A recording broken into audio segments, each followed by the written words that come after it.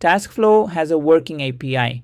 Express, then Hono with routes that create, read, update, and delete tasks. It works, but does it follow the rules? REST is the set of conventions that almost every web API follows.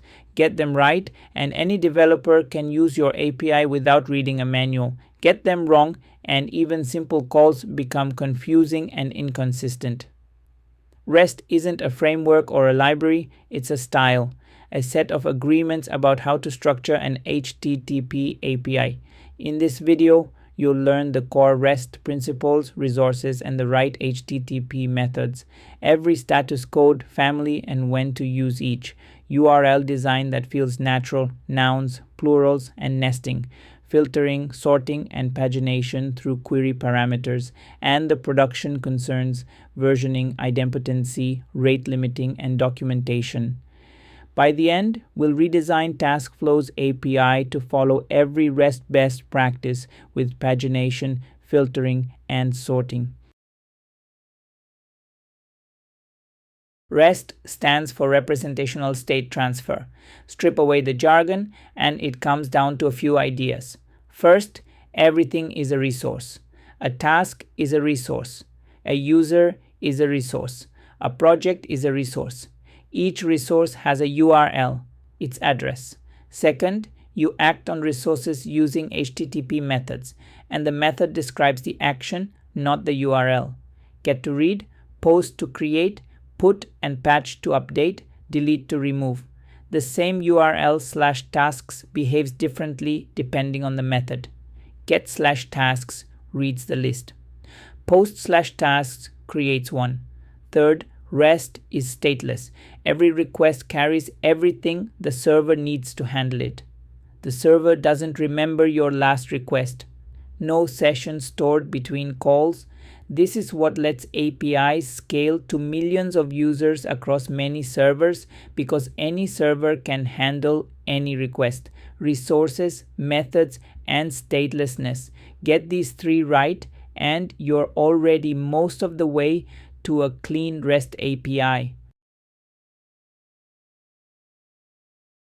Every response carries a status code, a 3-digit number that tells the client what happened. They come in 5 families, and using the right one matters. 200s mean success. 200 OK for a successful read or update.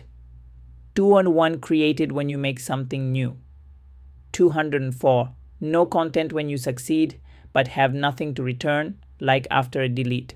300s mean redirection. The resource lives somewhere else. 301 moved permanently, and 304 not modified, used for caching.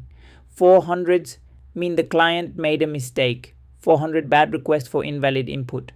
401 unauthorized when you're not logged in. 403 forbidden when you are, but you're not allowed. 404 not found when the resource doesn't exist. 409 conflict when it clashes with the current state. 500s mean the server failed.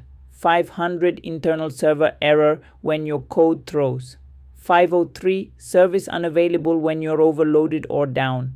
The rule: never return 200 with an error message in the body. Use the status code. Clients, browsers, and tools all rely on it. A correct status code is the difference between an API that's a joy to use and one that fights you. Good URLs are predictable. A few conventions make all the difference. Use nouns, not verbs. The method is the verb, so it's /tasks, not /getTasks or /createTask. The HTTP method already says what you're doing. Use plural resource names. /tasks, not /task. It reads naturally. /tasks for the collection. /tasks /42 for one item. Nest resources to show relationships. /projects /3 /tasks means the tasks belonging to project 3. But don't nest too deep. 2 levels is usually enough. For anything beyond identifying a resource, use query parameters. Filtering /tasks status equals done. Sorting /tasks sort equals created at. Pagination /tasks page equals 2 and limit equals 20. There are two pagination styles. Offset based, using page and limit, is simple but can skip or repeat items as data changes. Cursor based, using a pointer to the last item, is more robust for large, fast-moving datasets. Keep the path for identifying resources and the query string for shaping the response. A few more concerns separate a hobby API from a professional one. Versioning. Your API will change and you can't break existing clients, so you version it. The common approach is in the URL /v1/tasks. A header-based version is cleaner but harder to test. Pick one and be consistent. Idempotency. An idempotent request gives the same result no matter how many times you send it. Get, put, and delete are idempotent. Post is not, because calling it twice creates two resources. This matters for retries. If a request times out, the client needs to know whether resending it is safe. Rate limiting. Protect your API by capping requests per client and tell them with headers like X rate limit remaining and a 429 too many requests status when they exceed it. HATEOAS, a fancy acronym, means responses include links to related actions, so the API is self-describing. And documentation. Use the OpenAPI specification, often called Swagger, to describe your API in a standard format. It generates interactive docs and client code automatically. A documented, versioned, rate-limited API is one people trust. Let's redesign TaskFlow's API the REST way. Start with the URLs. Everything lives under /v1 for versioning. The task collection is /v1/tasks, plural, a noun.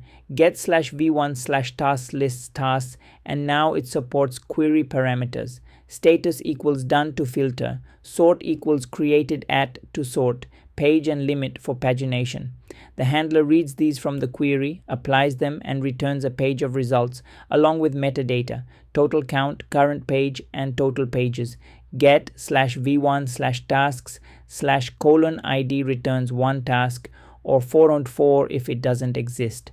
Post /v1/tasks validates the body, creates the task, and returns 201 created with the new resource. Put updates and returns 200. Delete removes and returns 204 no content. Every response uses the correct status code. We add rate limiting with proper headers, and we describe the whole thing with an OpenAPI spec, so TaskFlow ships with interactive docs. Same data, but now the API is predictable, consistent, and professional. Let's recap. REST is built on three ideas: resources, HTTP methods, and statelessness. Status codes tell the real story.